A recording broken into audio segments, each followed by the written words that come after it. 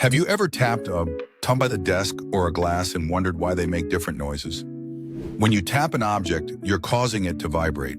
These vibrations travel through the air to share as waves, which our ears pick up as sound. The size, shape, and material of the object all affect how it vibrates. For example, a metal spoon vibrates quickly and makes a high-pitched sound, while a wooden table vibrates slower, making a lower sound. The air inside hollow objects can also shape the noise. That's why every object you tap sounds unique.